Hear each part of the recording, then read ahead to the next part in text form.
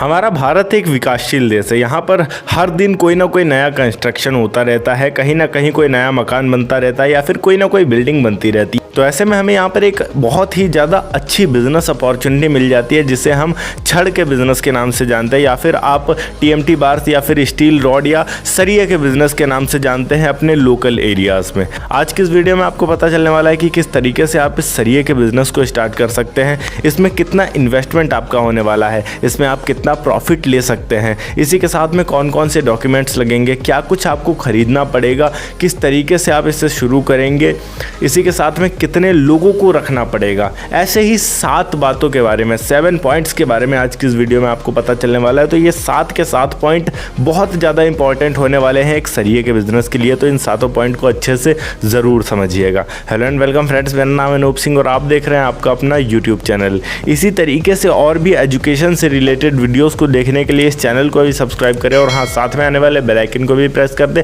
ताकि आप किसी भी लेटेस्ट वीडियो की लेटेस्ट अपडेट मिस ना कर सकें। So let's get started. Point number 1 की बात करते हैं। यहाँ पर लोकेशन स्पेस हमारी कैसी और कहाँ पर होनी चाहिए। तो यहाँ पर अगर हम लोकेशन की बात करें तो लोकेशन आप किसी मार्केट के अंदर आप अपनी एक शॉप रख सकते हैं छोटी, बट यहाँ पर आपको एक गोडाउन की भी ज़रूरत पड़ेगी और वो जो गोडाउन है वो ऐसी जगह पर होना चाहिए जहाँ पर बड़ी गाड़ी आसानी से जा सके, क्योंकि ये जो सरिये हैं वो ट्रकों में भरकर आएंगे। अब वो जो ट्रक में भरकर आएगा सरिये, तो वो ट्रक आपकी गोडाउन तक पहुँचना चाहिए। इसी के साथ में अगर कोई ख़रीदने आता है आपसे तो वो भी बड़ी गाड़ी लेकर आएगा, तो वो बड़ी गाड़ी जो है आपके गोडाउन तक जानी चाहिए। इतनी चौड़ी सड़क होनी चाहिए जहाँ पर भी आपका गोडाउन हो, तो इस बात का आपको ध्यान रखना है। गोडाउन कम से कम 1000 से लेकर 1500 स्क्वायर फीट तक आपका होना चाहिए एंड जो शॉप है मार्केट के अंदर वो आप 50 स्क्वायर फीट में भी बना सकते हैं। पॉइंट नंबर 2 की बात करते हैं। अभी यहाँ पर आपके पास क्या ऑप्शन आता है कि मार्केट में बहुत सारे बड़े बड़े ब्रांड मौजूद हैं। जैसे हम बात कर लेते हैं तो टाटा टिस्कॉन हो गया, या फिर इसके अलावा यहाँ बात करें तो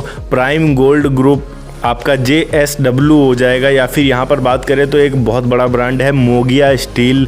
अलग अलग तरह के ब्रांड्स यहाँ पर मौजूद हैं। आप किसी भी कंपनी के साथ में टाई अप कर सकते हैं और उनका माल बेचना शुरू कर सकते हैं। बट यहाँ दूसरा ऑप्शन भी आपके पास आता है। अगर आप ऐसा नहीं करना चाहते हैं तो आपके आसपास के लोकल एरिया में भी कई सारे ब्रांड्स मौजूद होंगे।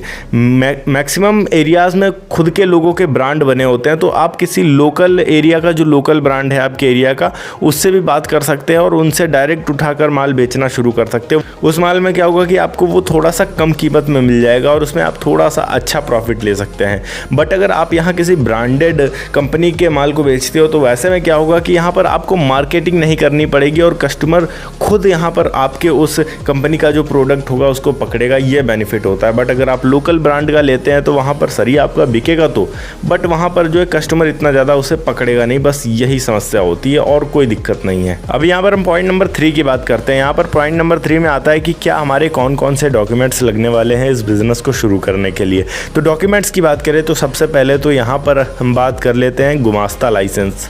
बहुत ज़रूरी है लेना आपके बिज़नेस के लिए, वरना आपका बिज़नेस इलीगल माना जाएगा। एंड दूसरी चीज़ यहाँ पर अगर बात करें, बहुत लोगों को नहीं पता गुमास्ता क्या होता है। तो गुमास्ता जो है वो शॉप एंड इस्टेब्लिशमेंट का जो लाइसेंस होता है उसी को बोला जाता है। एंड दूसरी चीज़ यहाँ बात करें तो GST जो गवर्नमेंट के द्वारा लगाई जाती है, वो GST आपके बिज़नेस का होना चाहिए। पैन कार्ड आप अपने बिज़नेस का बनवा सकते हैं, उससे आपका GST नंबर जो है वो मिल जाएगा और ये भी बहुत ज़्यादा इम्पॉर्टेंट है। अगर आप लीगली अपने बिज़नेस को चलाना चाहते हैं, इसे भी ज़रूर करवा लीजिएगा। ये 2 चीज़ें अगर आपके पास है मौजूद तो आप अपने बिज़नेस को स्टार्ट कर सकते हैं। पॉइंट नंबर 4 की बात करते हैं। यहाँ पर कौन कौन सी मशीन्स, कौन कौन से इक्विपमेंट्स हमें चाहिए, इंसान कितने चाहिए हमारे पास काम करने के लिए। तो देखिए, सबसे पहले यहाँ पर अगर हम बात करें तो आपके पास एक स्टील कटिंग मशीन होनी चाहिए जिससे आप उन सरियों को काटेंगे। अगर वो नहीं है तो आपके पास अगर छेनी या थोड़ा मौजूद है तो 2 मजबूत बंदे चाहिए जो काट सकें। बट अगर आप एक स्टील कटिंग मशीन ले लेते हैं तो ये ज़्यादा बेहतर रहेगा। इसी के साथ में यहाँ पर बात करें तो आपके पास एक वेट मशीन होनी चाहिए, बोले तो जो तराजू होता है, जिससे नापा जाएगा कि जो भी सरिया आप बेच रहे हैं वो कितना है, 1 क्विंटल है, 2 क्विंटल है, 3 क्विंटल है, कितना है, उसे नापा जाएगा। अगर मैन पावर की बात करें तो अगर आप छोटे स्तर पर एक बिज़नेस शुरू कर सकते हैं तो एक बंदे को लेकर भी आप इससे शुरू कर सकते हैं। बट अगर आपका बिज़नेस कल को ज़्यादा बड़ा हो रहा है तो फिर 2-3 बंदे आपको वहाँ रखने पड़ सकते हैं। इसका आपको ध्यान रखना पड़ेगा। पॉइंट नंबर 5 की बात करते हैं। यहाँ पर अगर आप इस बिज़नेस को शुरू कर रहे हैं तो आपको एक चीज़ का ध्यान रखना पड़ेगा कि ये एक ऐसा बिज़नेस है जिसमें ऐसा नहीं है कि यहाँ आपको प्रॉफिट ही प्रॉफिट होगा। कई बार ऐसा भी होता है कि इस बिज़नेस में आपको लॉस भी होगा। और ये लॉस कहाँ पर और कैसे होगा? ये लॉस होगा आपका अगर बारिश हो रही है और आप अपने सरियों को बाहर रखे हुए हैं, कहीं आपका सरिया थोड़ा सा भी बाहर निकला हुआ है, बारिश में वो भीगेगा तो उसमें जंग लग जाएगा, और जंग लग जाएगा तो फिर बिकना थोड़ा सा मुश्किल हो जाता है। वैसे सिचुएशन में आपको थोड़ी प्रॉब्लम हो सकती है। तो इस बात का ध्यान रखिएगा कि अगर आप सरियों को रख रहे हैं तो गोडाउन अच्छी तरीके से बनवाएं। ऐसा बनवाएं कि बारिश में पानी अंदर ना जा सके, ताकि आपके जो सरिया है वो जंग ना खा सके। और कोशिश करिएगा कि पुराने माल को पहले निकालें, उसके बाद आप नए माल को निकालना शुरू करें। ना अब यहाँ पर हम पॉइंट नंबर 6 पर आते हैं कि अगर हमने अपना बिजनेस स्टार्ट किया है तो अब इसकी मार्केटिंग कैसे करें कि हमारा ज़्यादा से ज़्यादा प्रोडक्ट बिक सके। तो मार्केटिंग की अगर हम यहाँ पर बात करें तो कुछ नहीं करना है, सिंपल सी चीज़ है। आपके आसपास में जितने भी ट्रेडर्स हैं, जो भी बिल्डिंग मटेरियल का काम करते हैं, आप अपना एक विजिटिंग कार्ड छपवाइए और उन सबके पास जाइए और बोलिए कि हम सरिये का काम करते हैं। आपके पास अगर कोई कस्टमर आता है जिससे सरिया चाहिए तो आप हमारे पास भेज सकते हैं। जितने का भी वो सरिया लेगा और वो नाम बताएगा कि हम वहाँ से आए हैं, जाहिर सी बात है कि हम आपको उसी के आधार पर कमीशन एक दे देंगे।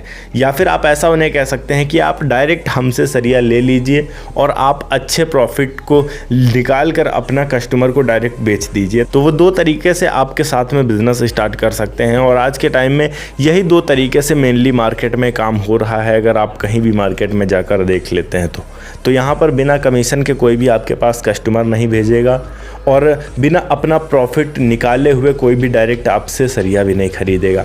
तो यहाँ पर अगर आप बीच में एक बंदे को डालते हैं तो उसको आपको प्रॉफिट देना पड़ेगा किसी भी तरीके से। पॉइंट नंबर 7 की बात करते हैं। अब यहाँ पर हमारा इन्वेस्टमेंट कितना होने वाला है और हम इसमें अर्निंग कितनी पर कर पाएंगे। तो देखिए, वो डिपेंड करता है कि आप किस ब्रांड के साथ जुड़े हैं। बट फिर भी यहाँ पर अगर हम मेनली बात करें इन्वेस्टमेंट आपका कितना होने वाला है, तो इन्वेस्टमेंट अगर हम बहुत कम की बात करें फिर भी 15 लाख से नीचे क्या जाएंगे अगर आप सरिये का बिज़नेस स्टार्ट कर रहे हैं, क्योंकि आज के समय में आयरन की कीमत ही इतनी ज़्यादा है। तो 10 से 15 लाख रुपए समथिंग मान के रख लीजिए आपका इन्वेस्टमेंट।